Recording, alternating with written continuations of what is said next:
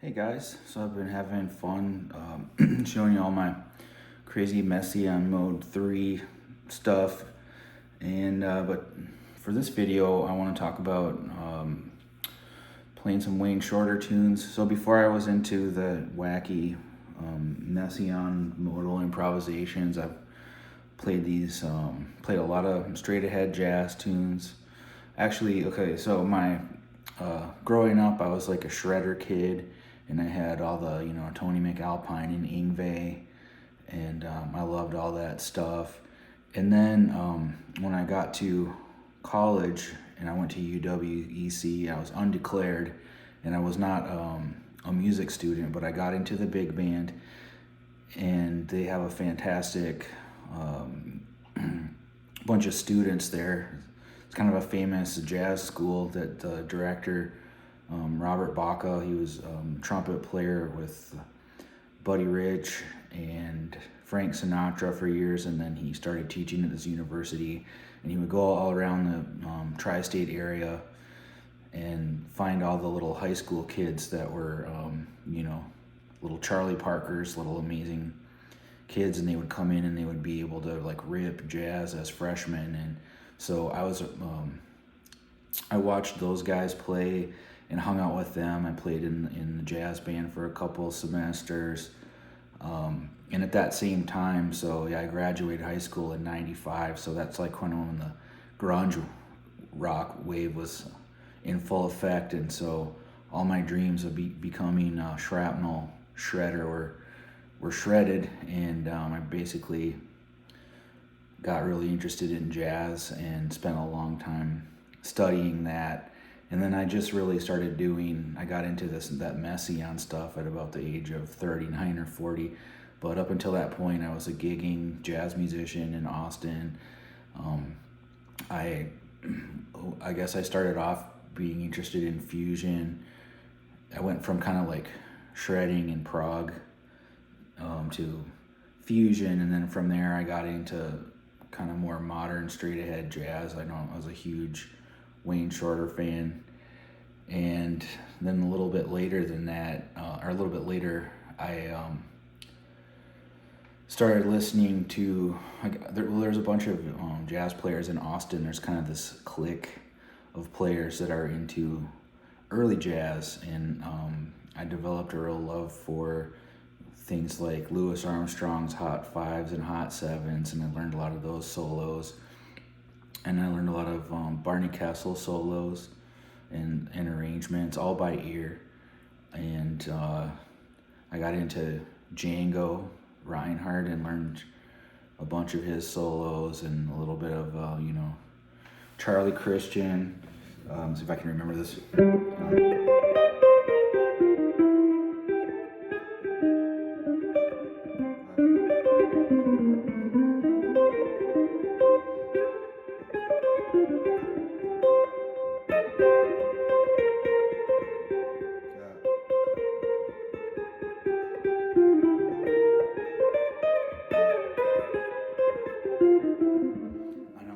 Stuff. So it's really an indispensable part of what I feel like got my ear up to a point where then I was ready to play more modern jazz. And I think a lot of players don't do that. I actually just kind of stumbled onto the early jazz thing, and I was very lucky to do it because I was basically at an impasse with my more modern jazz playing. There was I was missing the foundation. So I see a lot of fusion players that are just, they don't really have a foundation in that stuff. And if that's you and you're struggling, then my recommendation is to dig into this early jazz stuff and learn learn some of those guys, and then that should get you over the hump. And because it's really just about having your ear developed. And but back to the topic of Wayne Shorter now. As with all jazz, like these songs, to solo on jazz, I think it can't really be stressed enough that what you play has to be something that you would hum, whistle, sing, whatever. There's a certain connection that you need that's like your body and your voice that is speaking, and being emotionally engaged with the chord changes. So it's not really some academic exercise of just connecting shapes.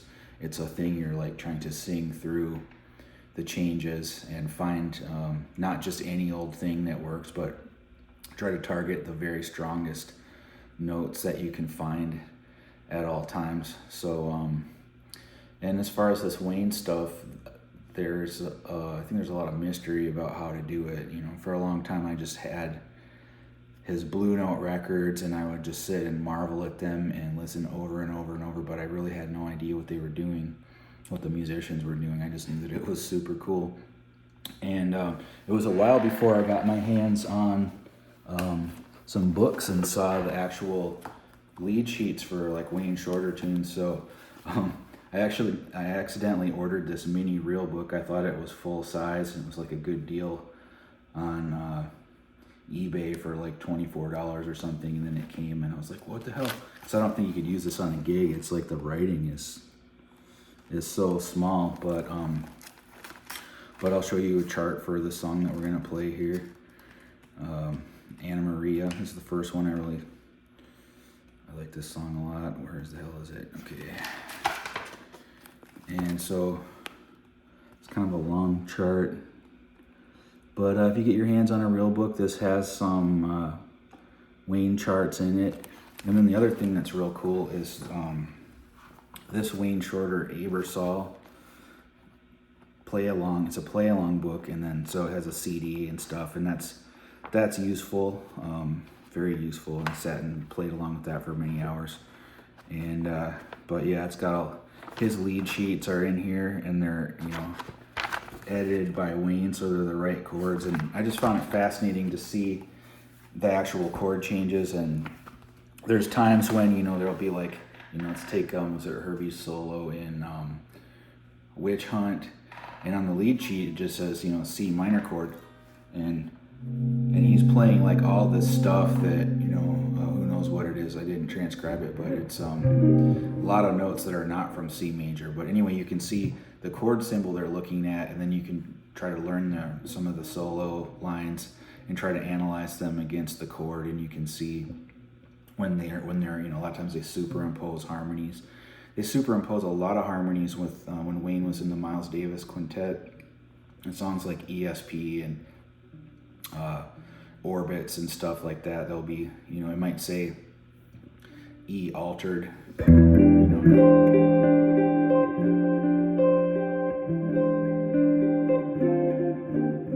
There's a few different chords I just played there, but you know, it says like E altered, and I think Wayne plays like, he plays, you know, E Lydian scale, and I believe he plays some kind of B flat major stuff on it. So it's like they were looking at the chord symbols on the page, and then they were mentally altering them and playing other scales that would contrast with that. So it gets pretty wild when you push that concept. But so with Anna Maria here, so let's just break it down into little pieces. And by the way, I'm really rusty with this stuff. I have not practiced it for a long time. I tried to make a video yesterday about it, and I basically ate shit within the first 3 minutes. And so I'm gonna try again today. But yeah, definitely rusty. But I'll just have to, maybe that'll be helpful to see how I build up to getting my chops back and stuff, because I forget how to play all this stuff. So the first chord is G7 flat 9 sus 4. So this is really just an F minor major 9 chord, F minor major 7, you know, but with the second in the bass, with the G in the bass. So any chord that's from the melodic minor scale, just first determine the key. So like I said, this is F melodic minor. So then go up to the 5th, that's a C, and then you play like a C triad over the chord. You can see it has a C triad on top with an A flat, that's the flat 9.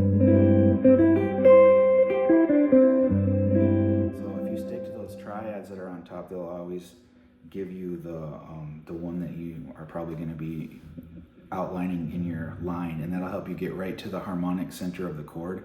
You know, like if someone shows you the mode to play over this, and you're all like,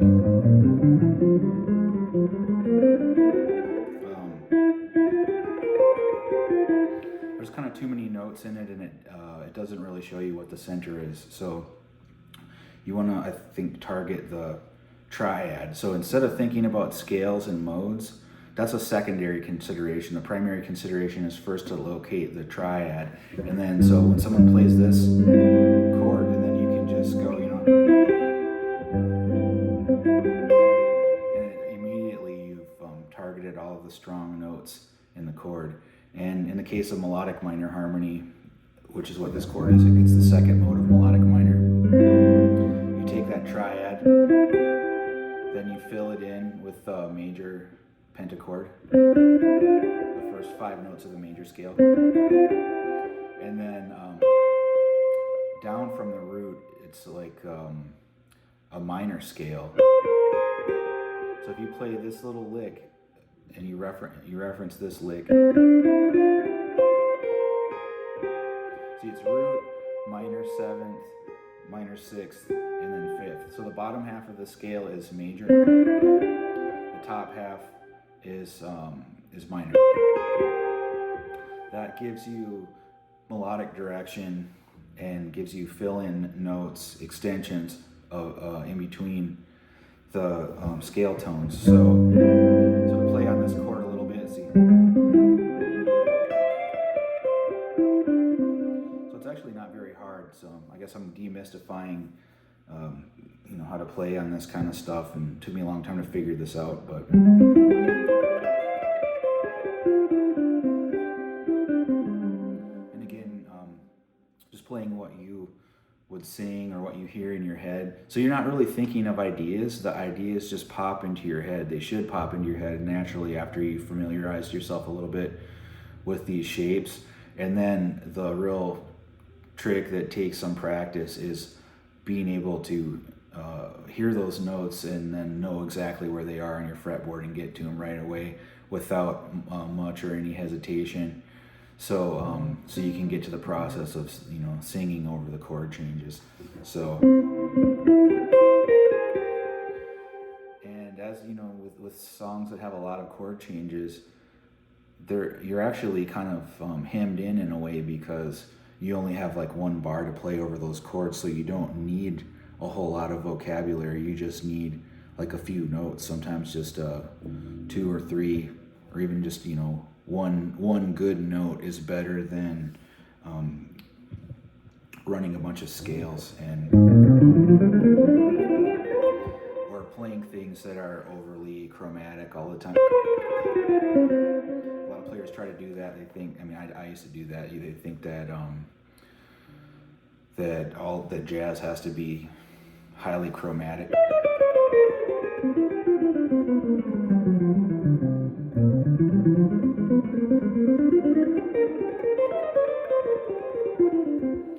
But sometimes that's just too many colors. So I would say try to think of the most anthemic and strong thing that you can think of to play on each chord, and use intervals. So, you know, what's even more anthemic than a triad is to just take the 3rd out and play the root in the 5th.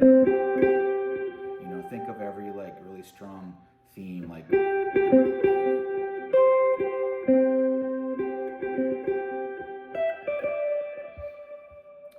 that's the, you know, that's the Superman music, obviously, or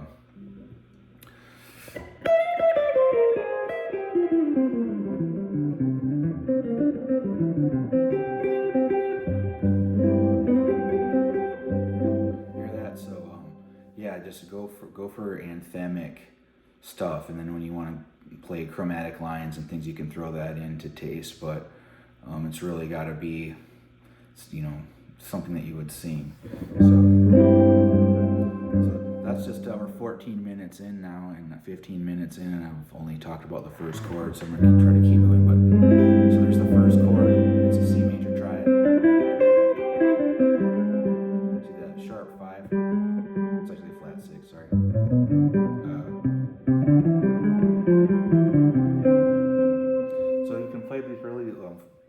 melodies are going to be like folk-like and anthemic. I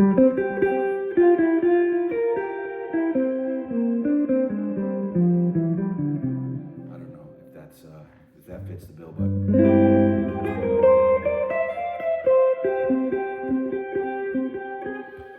second chord is E major 9 over G, which I play like this. So it's like a G minor 7, except you just change that one on. So, you'd have like. With this chord, I like to add some little extensions here usually.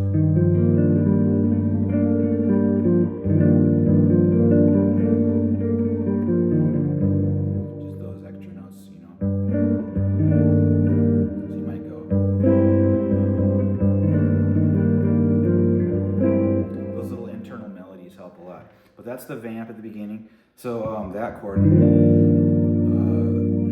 consider to be a G Aeolian kind of tonality. So that's cool. You actually don't get to use a lot of Aeolian in jazz. You use it all the time in metal and other, and I guess some pop. But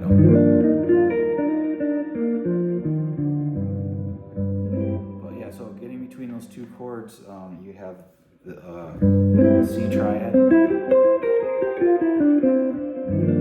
And then this chord is actually from the key of B flat, so I like figure out what key the chord. Most of the chords are from. This doesn't. This formula doesn't apply to every single thing necessarily, but in this case, just following your ears. So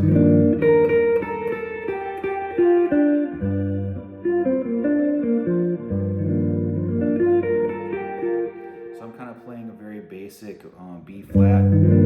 Like a folk-like B flat major melody.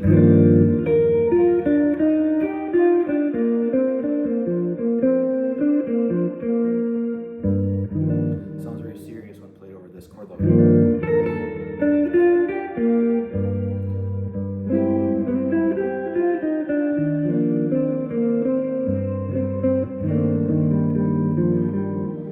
So then it gets into the A section. There's a G major 7 chord. Try to play this this section.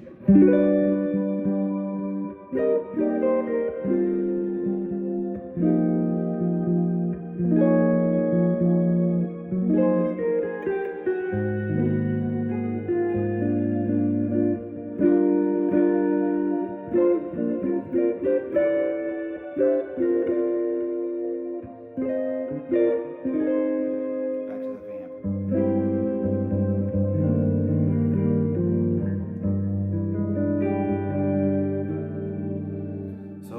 Those chords, G major. I see this chord and I think of a D major triad. So, a lot of times when you see a major 7 chord, instead of trying to play, I guess what a lot of players do, if they're bebop players, is they try to play, some. They try to play this bebop scale.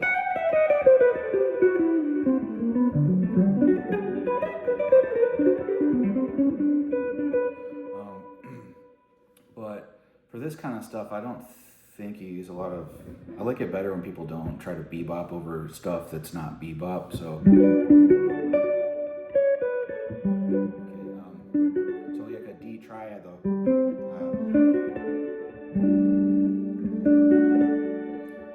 Second chord is C minor 7 over G.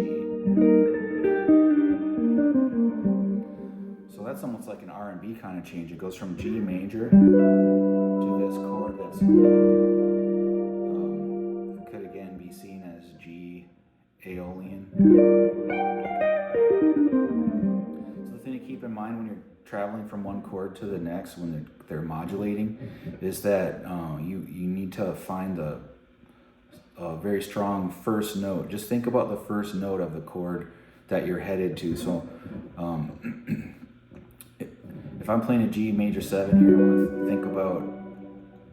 I want to already be kind of thinking about the next chord. So if you can look one bar ahead and try to just pick one note that you know.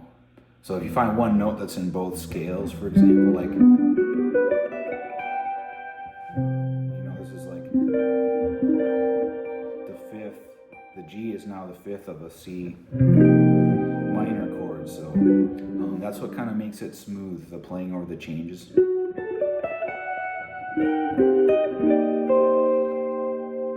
next chord is G sus, which is really a good D minor 7 chord. So what happens, we went from C minor to D minor, so you just kind of, it modulates up a whole step right there. And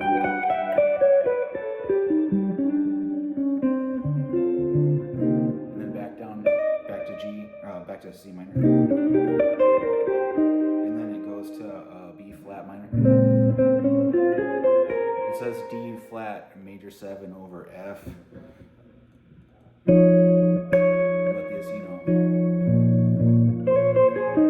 that's really like a B flat minor chord with the fifth in the bass. It's a nice and ambiguous sounding chord, but for the intent of a soloist, it's going to be that chord. So really, so looking at the progression real simply, it goes like this so far.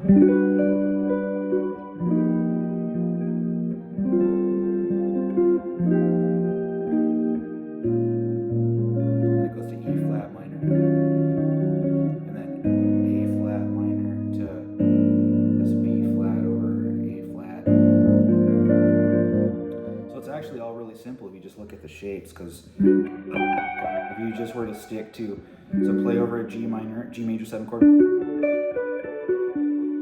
then down to C minor, D minor, back to C minor, B flat minor, that's E flat minor, A flat minor, to this chord, which is really a B flat 7. That's really like a minor 2/5.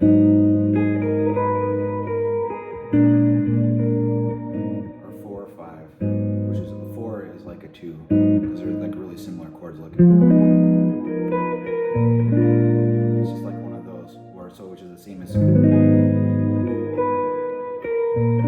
they sound almost exactly the same because the chords are from the same scale. So, but yeah, that whole thing, if you wanted to just use those shapes. So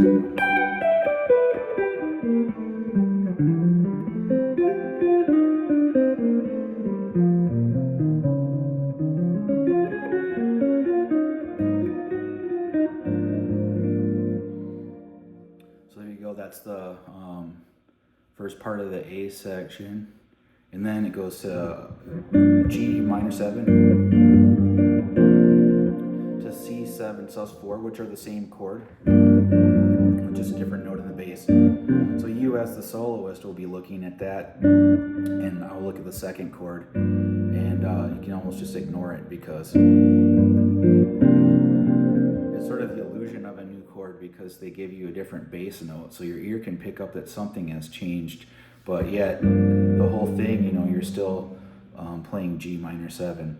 So it's interesting because this whole thing, it has that one G major chord, and then it just moves through like a whole bunch of minor 7th chords, and with that little thing at the end where you'd.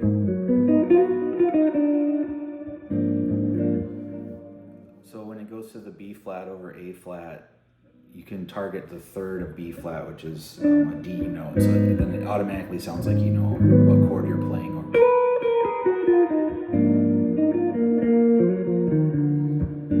So here we are back to G minor. So it's almost like if you can play your pentatonics, you can like play this whole thing,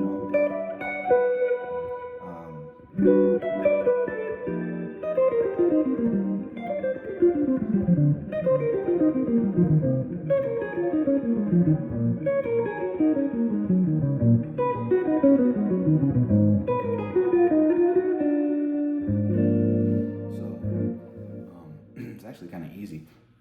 And then the next part is let's see,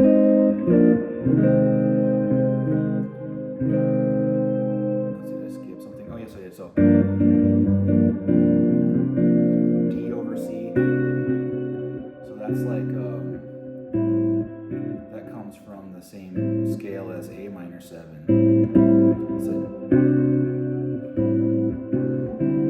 So they're coloristic variations on the same chord. So there you go. Have a D triad, like a D triad and a C triad. There's your triad pairs. That's a real cool and common concept in jazz. Kind of that sound over that, and then back to C7 sus4, which is the chord that you were just on before that one. So you kind of get this like.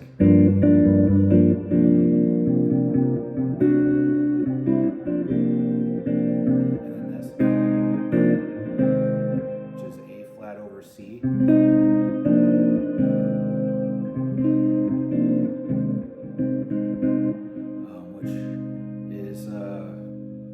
Which is like a C Aeolian scale. And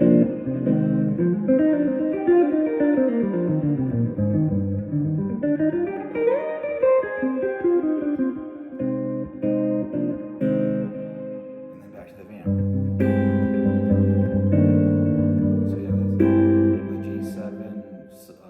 Flat 9 sus chord, use a C triad with flat 7 and flat 6.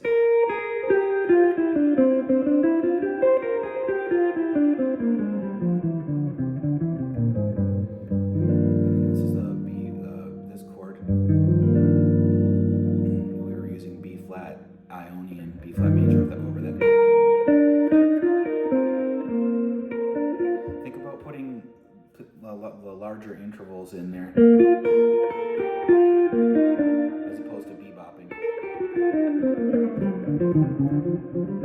There's nothing wrong with bebopping, but I think you want, for this stuff, you want something that's real singable.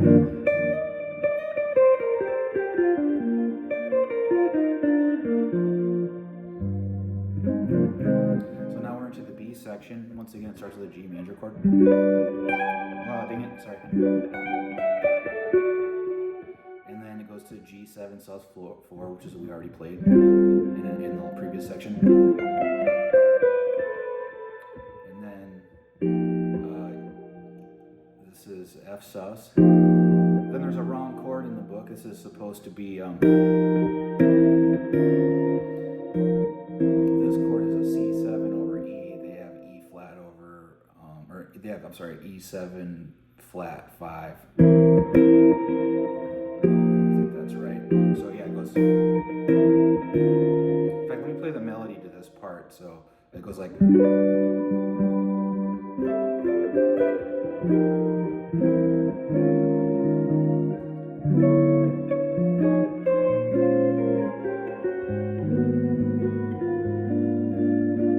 take that little piece of it. So it starts out the same as before. G major 7.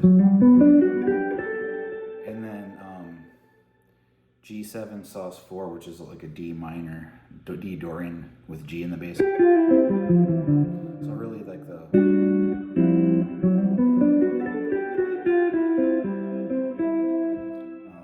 Then C minor and C7 and B flat minor. So that part, like you start off playing something in C minor. To C7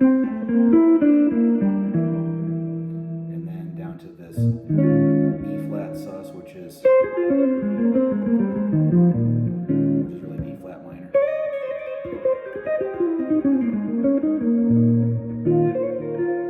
And then there's kind of a weird part. It goes from D major, which is okay. So again, anytime you see a major chord, think of think down a fourth major. So a D major chord is gonna, you're probably gonna want to use A major. See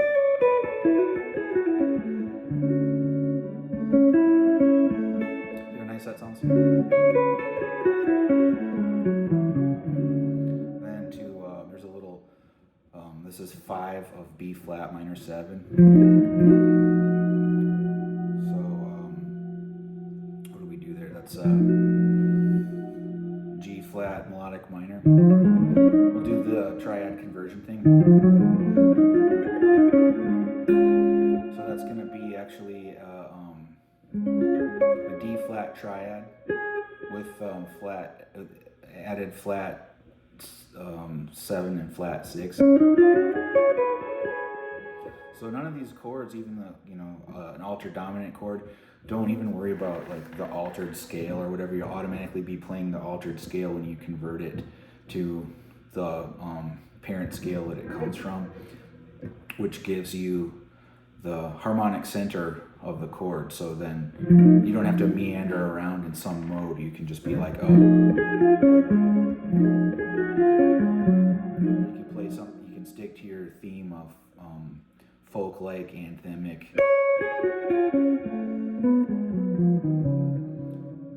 Melodic material.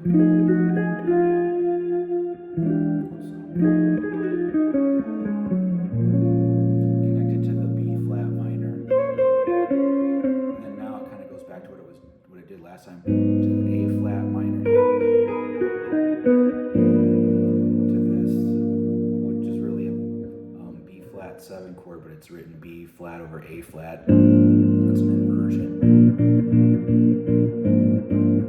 And then back to we already did this part, it does this again. The G minor 7 for 2 bars. To the C7 sus4, which you ignore because it's the same chord.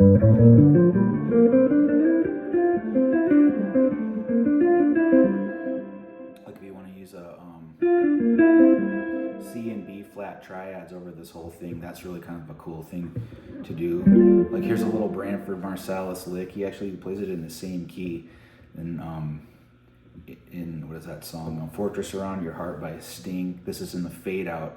I think this is like a really good. I used to really enjoy listening to his solos because he developed a anthemic and pop like sensibility as an adaptation of his obviously great jazz playing. But in this part, he plays this lick on that song that's fading out. It was like, and so sounds very like Coltrane-y. So I've always wanted to learn that line, and I stole it one time, and it's just like a perfect. It looks like this if you were to play it down here.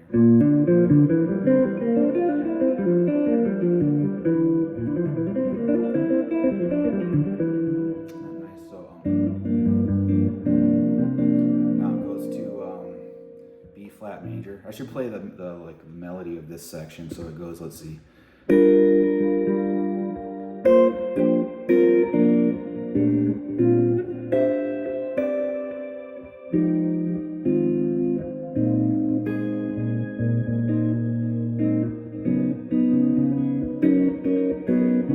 So picking up where we left off, it's B flat major. So look at it this way: G minor 7. C7 sus4, B flat major, those are all from the same key, and arguably A flat minor 7, the next chord is 2, although you could play A flat Dorian, I'm sorry, A Dorian, shit.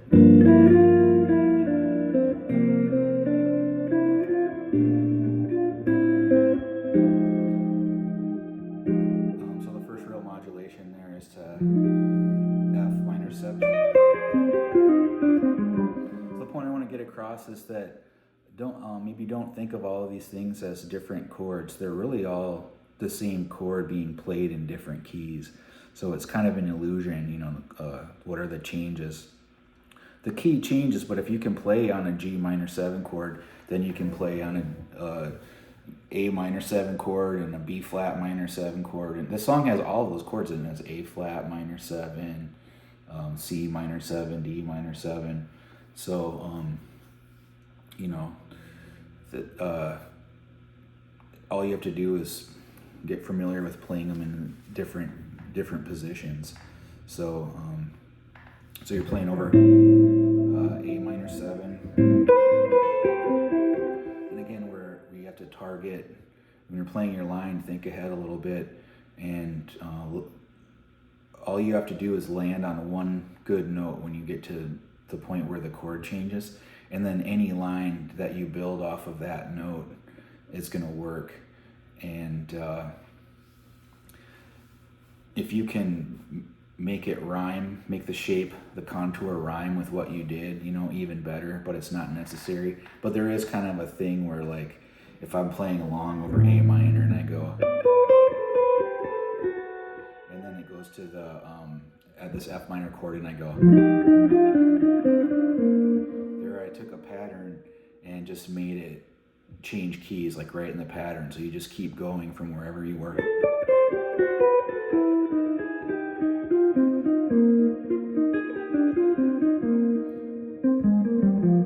And then you're, now you're getting into the,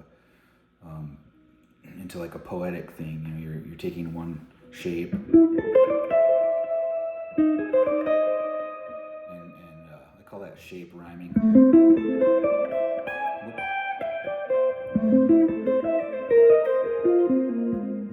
a good pivot note here, C, the C note.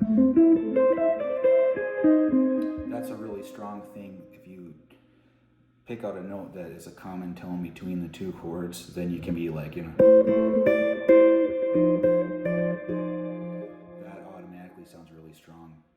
The next chord is B flat 7 sus 4, which guess what is just the same chord as F minor 7.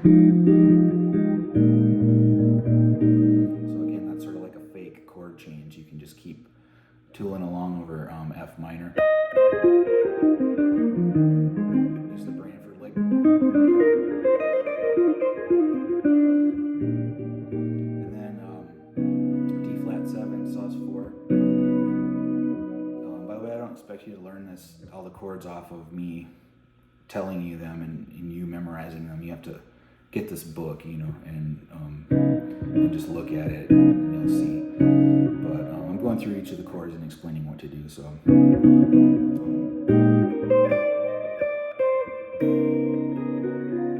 playing over changes isn't that hard. You just need to find one note that's either in both chords, or you have a note that comes next in your line, and you might have to change the accidental to make it match the new chord, or you end up on this the same note, like a note that's in both scales. They will intersect.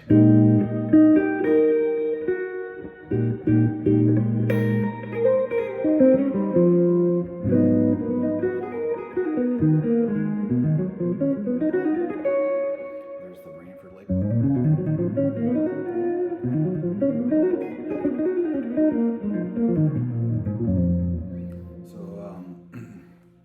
Then it goes to the C section, B minor 7. This is a fresh chord. This hasn't been used yet.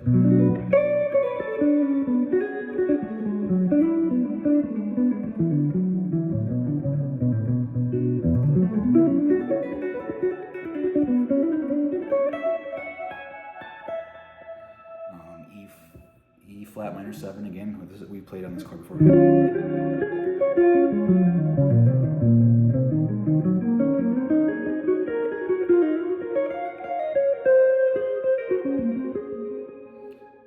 Section repeats D major, F7 to B flat minor. So this is I find this one kind of strange. I guess it's modulating here.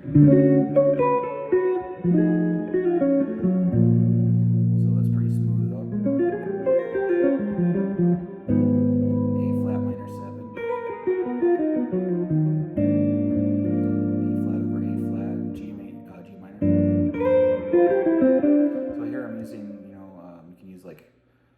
Anywhere the triads exist in the scale. That's nice. C7 sus 4.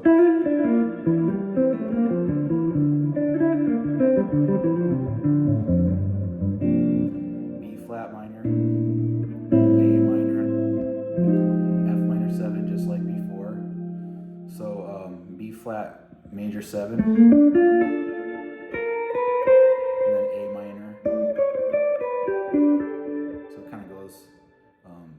B flat major is the relative minor of G minor, and then A minor's up a whole step from that. So sometimes I think like, okay, now I'm playing over G minor, and then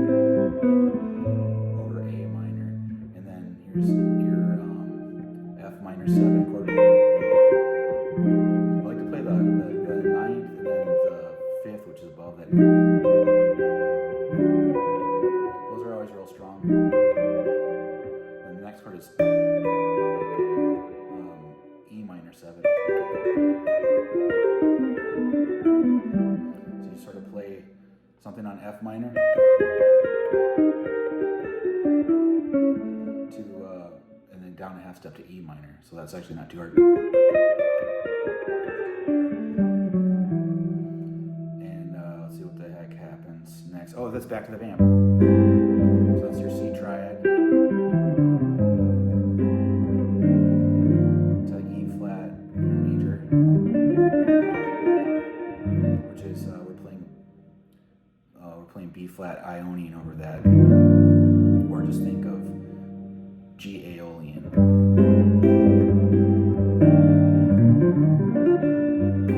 That part's real mystical and cool sounding, and that vamp, and that would probably be a really good place to take it really out and use some of the Messiaen Mode 3 material that we talked about in some of the other things. So I guess I'm going to sort of play through the song a little bit now and try to demonstrate. So we'll start with the melody. This is called the head. When you play the melody of the song, intro repeats. In fact, I'm going to play these instead of just going back and forth between those two voicings. I will take multiple voicings of those chords and sort of disguise it so it sounds like a whole bunch more chords. So like for the first chord, I'll just play a G5, which is something I got from a bootleg recording of Kurt Oswinkel, really great player, playing this song. And it just starts with something like that, and I find it like really grounding.